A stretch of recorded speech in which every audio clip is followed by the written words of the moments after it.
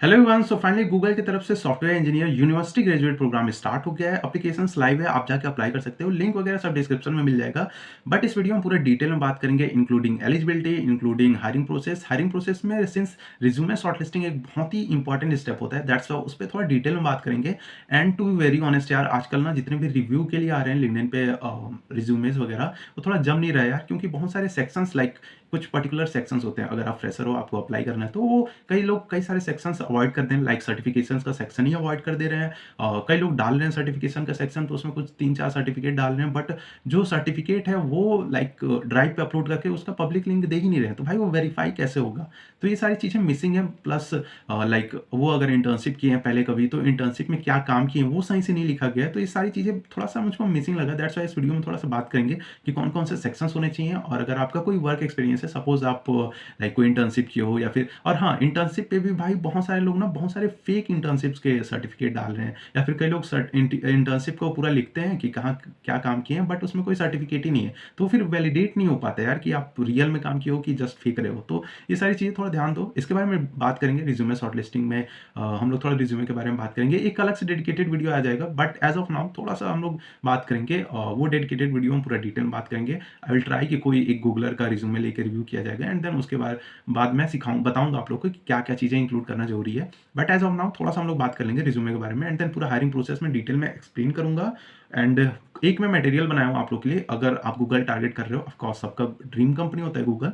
So left side पे आप लोग देखो स्क्रीन पे बहुत सारे क्वेश्चंस हैं जो कि फ्रिक्वेंटली पूछा गया है गूगल में। यहाँ से आपको पैटर्न समझ में आ जाएगा, और कैसे क्वेश्चन पूछे जाते हैं, लेवल क्या होता है उनका, वो सारी चीज़ें पता चल जाती है। कई बार लाइक सिमिलर क्वेश्चंस पूछे जाते हैं, रिपीटेड क्वेश्चन तो बहुत रेयरली पूछे जाते हैं गूगल में, but similar question similar pattern पे क्वेश्चन पूछे जाती है। दैट्स वाई मैं एक अलग से डेडिकेटेड सीट बनाया हूँ। इसके बारे में पूरा डिटेल बात करेंगे, बहुत सारे क्वेश्चन है।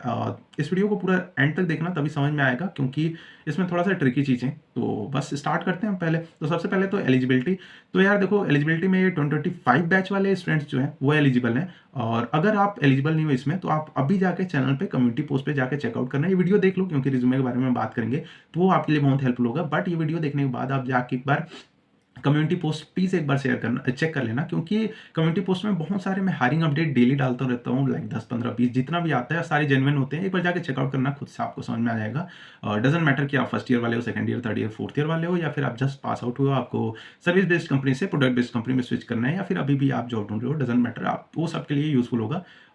तो आप जाके चेकआउट कर सकते हो एक बार कम्युनिटी पोस्ट। बाकी इस वीडियो पे आते हैं। तो एलिजिबिलिटी के बारे में बात कर लिया हम लोग। सेकंड जो हमारा टॉपिक है वो है हायरिंग प्रोसेस। तो हायरिंग प्रोसेस के बारे में सबसे पहला स्टेप होता है रिज्यूमे शॉर्टलिस्टिंग। और रिज्यूमे शॉर्टलिस्टिंग के में कुछ चीज़ें हैं जो कि बहुत ज़्यादा जरूरी है रिज्यूमे शॉर्टलिस्टिंग के लिए। क्या क्या चीज़ें रिज्यूमे में मेंशन करना है, तो सबसे पहले हो गया, सबसे बेसिक के बारे में बात करते हैं। तो स्किल्स मेंशन करना ऑफकोर्स जरूरी है। इसमें लैंग्वेजेस या टूल्स एंड टेक्नोलॉजीज जो भी आप यूज़ किए हो, वो सारी चीज़ें लिखना जरूरी है।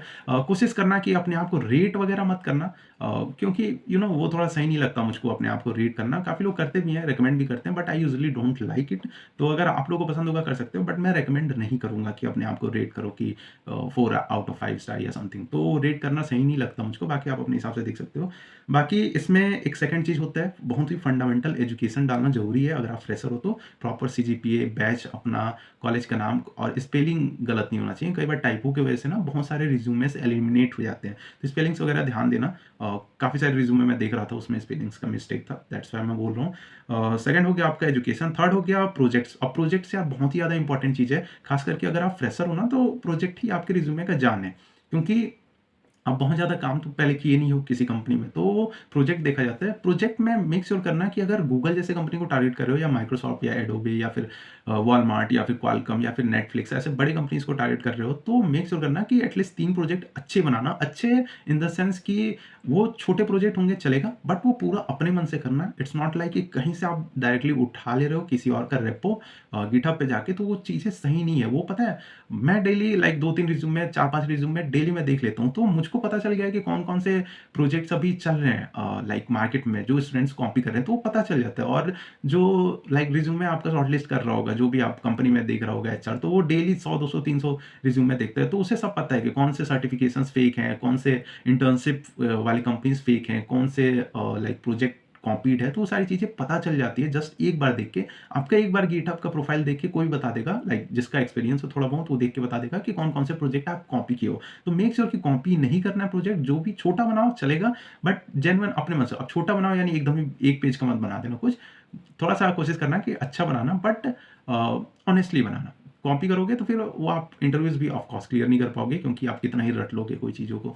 तो मेक श्योर करना कि अपने मन से बनाना, और जो भी अगर टेक स्टैक यूज़ कर रहे हो ना, तो उसका रीज़न दिमाग में होना चाहिए कि क्यों यूज़ किया जाता है, क्योंकि टेलीफोनिक राउंड होता है रिज्यूमे शॉर्टलिस्टिंग के बाद। उसमें ये सारी चीज़ें पूछ लिया जाता है कि क्यों आप ये यूज़ किए हो, क्यों आप कोई दूसरा कोई और टेक स्टैक यूज़ नहीं किए हो, तो ये सारी क्वेश्चंस पूछ लिए जाते हैं। दैट्स व्हाई ये सारी चीज़ें थोड़ा-सा दिमाग में रखना। तो थर्ड चीज़ हो गया हमारा प्रोजेक्ट 3 होना चाहिए, कॉपीड नहीं होना चाहिए, और गिटहब पे बढ़िया से उसको अपलोड करना कोड वगैरह, और डिप्लॉय करना बहुत ज़रूरी है। फ्री में रेंडर पे आप जाके डिप्लॉय कर सकते हो फ्री ऑफ कॉस्ट, तो वहाँ पे आप जाके डिप्लॉय कर देना। बाकी फोर्थ आता है सर्टिफिकेशंस का। फ्रेशर्स के लिए सर्टिफिकेशंस का बहुत ही ज़्यादा वैल्यू होता है। तो जो भी 2, 3, 4 आपके सर्टिफिकेट्स होंगे ना, कहीं भी कोशिश करना कि कोई अच्छे सर्टिफिकेट्स हों, लाइक जिसमें आप कोई एग्जाम दे के फिर आपको सर्टिफिकेट मिल रहा है, ऐसे हो तो बेस्ट है। अगर नहीं भी है तो फिर फ्रेशर से एक्सपेक्ट किया जाता है कि वो यूडेमी वगैरह का भी डाल सकते हैं, तो आप यूडेमी वगैरह का भी डाल सकते हो। बट मैं रिकमेंड करूंगा कि अगर कोई भी ऐसा कोर्स है जहाँ पे आपको एग्जाम क्वालिफाई करके फिर वो आपको मिल रहा है, तो उसका वैल्यू ज़्यादा होता है इंस्टेड ऑफ जस्ट एक कोई कोर्स कंप्लीशन का सर्टिफिकेट हो। सो ये चीज़ ध्यान देना। बाकी आप सर्टिफिकेशन का अलग से सेक्शन बनाना, प्रोजेक्ट का अलग से सेक्शन बनाना, अचीवमेंट का सेक्शन बहुत ही ज़्यादा जरूरी है। दैट्स व्हाई मैं हमेशा रिकमेंड करता हूँ सबसे कि यार मेक श्योर कि जितने भी लाइक हैकाथॉन हो सकते हैं, हैकाथॉन के बारे में पता लगाओ कि कहाँ कौन से हैकाथॉन हो रहे हैं, हैकाथॉन में पार्टिसिपेट करो। स्टूडेंट्स के लिए बहुत ही ज़्यादा जरूरी है हैकाथॉन में पार्टिसिपेट करना है। दैट्स व्हाई मैं एक अलग से फुल स्टैक डेवलपमेंट पे एक प्रॉपर रोड मैप बनाया हूँ। अगर अभी तक आपने चेकआउट किया हो, जाके एक बार चेकआउट कर लेना, बहुत ही सही है। उसके साथ चेक पॉइंट्स भी दिए गए हैं, लाइक सपोज आप दो कोई टेक स्टैक सीखो, सपोज आप HTML और CSS सीखो, तो उसके बाद एक चेक पॉइंट दिए गए हैं कि HTML CSS सीखने के बाद आप क्या क्या चीज़ें बना सकते हो, सो डैट कि आपको कॉन्फिडेंस आए और आपको पता चले कि इसके बाद आपको क्या क्या आ जाना चाहिए। सिमिलरली जावास्क्रिप्ट के बाद, सिमिलरली रिएक्ट के बाद, नोड के बाद, और सारे टैग स्टैक के बाद, लाइक मोंगोडीबी या पोस्टग्रेसक्यूएल जो भी आपको यूज़ करना है उसके बाद, तो बहुत सारे चेक पॉइंट्स दिए होंगे उसमें। उसका PDF अलग है, उस वीडियो में आपको पूरा डिटेल मिल जाएगा, उसके डिस्क्रिप्शन में पूरा लिंक वगैरह सब मिल जाएगा, तो वहाँ से आप चेकआउट कर लेना। हाईली रिकमेंडेड है, उसको एक बार चेकआउट करना। वो अगर फॉलो करते हो तो बहुत ही ज़्यादा बेस्ट रहेगा आपके लिए।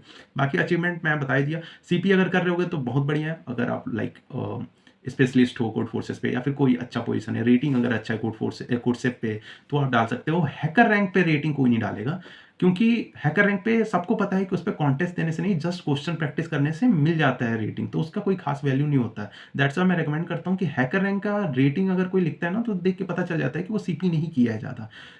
लीड कोड पे अगर कॉन्टेस्ट दियो, उस पर अच्छा कुछ रैंक आए, वो डाल सकते हो। तो जितने भी लाइक मैं एक ब्रीफली बता रहा हूँ कि अगर कहीं भी कोई कंपटीशन दे के जीते हो ना, तो उसका वैल्यू ज़्यादा है। अगर कोई चीज़ जो फ्री में अवेलेबल है, जो सबके पास अवेलेबल है, तो उसका कोई खास वैल्यू नहीं होता। तो मेक श्योर कि अगर आपको स्टैंड आउट करना है, आपको अलग दिखना है बाकी सारे क्राउड से, तो कुछ ऐसा काम करो जिससे जो सबके पास ना हो।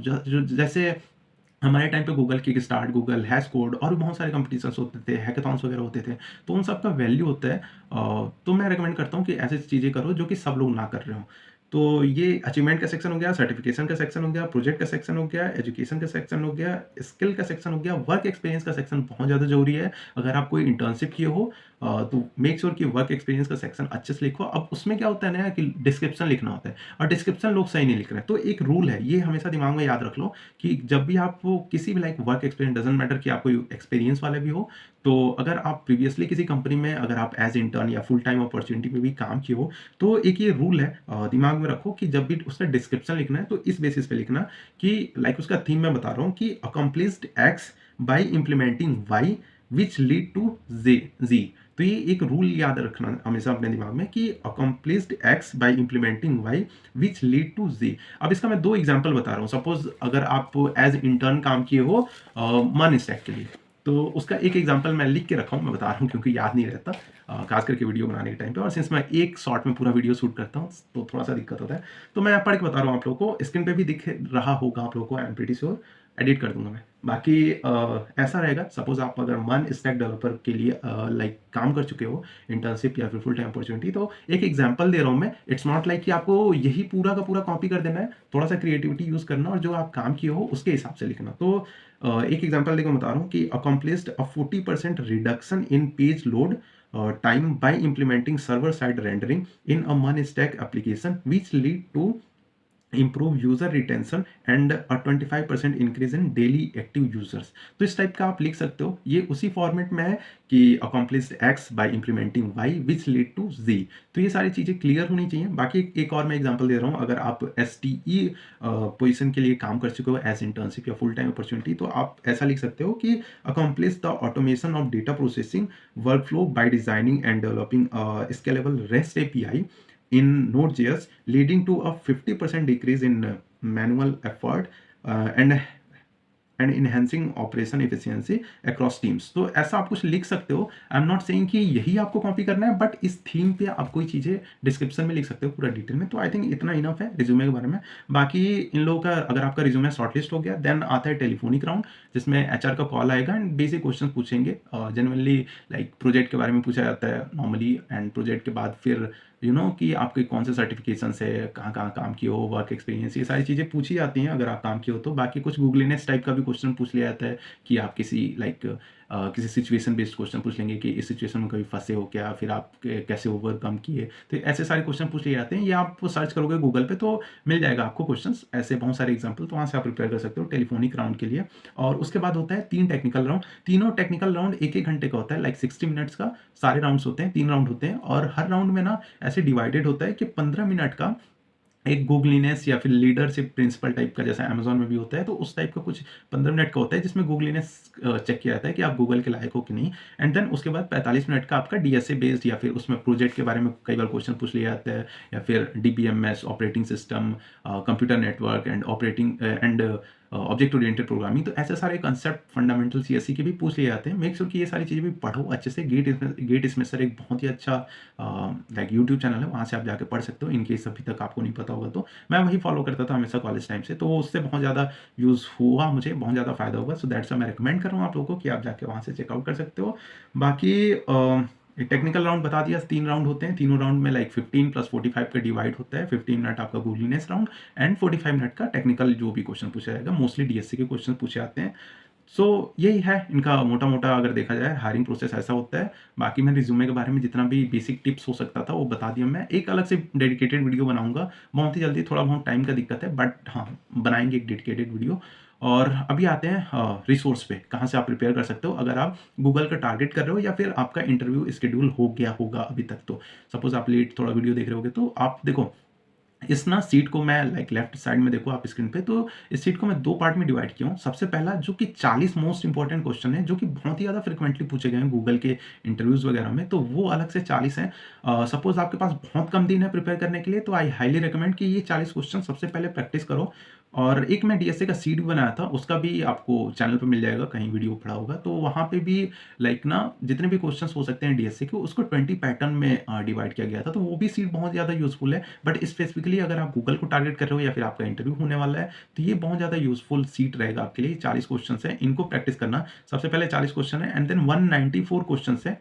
तो 40 क्वेश्चन ये हो गए आपके, जो कि बहुत ज़्यादा फ्रिक्वेंटली पूछा गया है, तो ये तो मस्ट है, लाइक इसको आपको प्रैक्टिस करनी है। एंड देन इसके बाद आता है कि 194 क्वेश्चन जो टोटल अभी तक मुझे मिला सर्च वर्च करके इधर उधर से, जो कि कलेक्ट किया गया है इस सीट पे। अब बहुत ज़्यादा मेहनत लगता है यार, सो दैट्स वाई वीडियो को लाइक जरूर करना, सब्सक्राइब जरूर करना। तो ये सारे रिसोर्सेज को कलेक्ट करके और एक जगह दिया गया है, सारे लीड कोड के लिंक है, आप जाकर प्रैक्टिस कर सकते हो। अब एक सवाल आता है, एक जेन्युइन आना चाहिए सवाल, अगर नहीं आ रहा है तो फिर भी आना चाहिए। तो मैं बता रहा हूँ कि भैया वेरीफाई कैसे करें कि सेम लाइक ये गूगल में पूछा गया ये क्वेश्चन, सेम क्वेश्चन पूछा गया गूगल में प्रीवियसली, ये कैसे वेरीफाई किया जाए। तो इसका मैं ऐसे सजेशन दे रहा हूँ आप लोग को कि आप क्या कर सकते हो, लाइक कोई क्वेश्चन है, सपोज पहला क्वेश्चन है 2 सम, तो इसको आप कॉपी करो, पेस्ट करो ब्राउजर पे और जीएफजी प्रैक्टिस लिख देना, तो फिर ये जीएफजी पे खुल जाएगा। और जीएफजी में ना फ्री ऑफ कॉस्ट, लाइक उसमें पैसा नहीं लगता। यूजुअली लीड कोड पे पैसा लगता है, प्रीमियम सब्सक्रिप्शन लेना पड़ता है आपको कंपनी टैग देखने के लिए। बट जीएफजी प्रैक्टिस करके सर्च करोगे ना, तो वहाँ पे आपको कंपनी का टैग मिल जाएगा, तो उसमें मेंशन किया गया रहेगा कि गूगल में और भी भाई और भी लाइक XYZ कंपनी पूछा गया, तो वो सारी चीज़ें मेंशन रहती हैं। कुछ क्वेश्चन में हो सकता है कि मिसिंग हो, क्योंकि वो वहाँ पे अपडेटेड नहीं रहता, कई बार थोड़ा सा डिले में अपडेट होता है। सो मे बी कुछ क्वेश्चंस में मिसिंग हो, बट मोस्टली में आपको दिख जाएगा कि ये गूगल में पूछा गया है। तो ऐसे आप वेरीफाई कर सकते हो, वैलिडेट कर सकते हो इस रिसोर्स को। लाइक अगर 5-10 रैंडम क्वेश्चन उठा के चेक करना है तो आप कर सकते हो।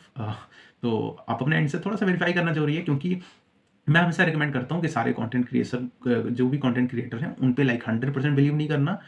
थोड़ा अपने एंड से लाइक वेरिफिकेशन करना ज़रूरी है। अगर आप किसी चीज़ को प्रिपेयर कर रहे हो तो मेक श्योर करना कि इसको एक बार चेक कर लेना। बाकी अभी इस वीडियो के लिए इतना ही। आई होप ये वीडियो आप लोगों को बहुत पसंद आया होगा। अगर पसंद आया होगा तो वीडियो को लाइक ज़रूर करना, दोस्तों के पास शेयर बहुत ज़रूरी करना, क्योंकि शेयरिंग इज़ केयरिंग। और चैनल को सब्सक्राइब कर देना, वीडियो को लाइक करना। बस thank you so much for watching. Bye.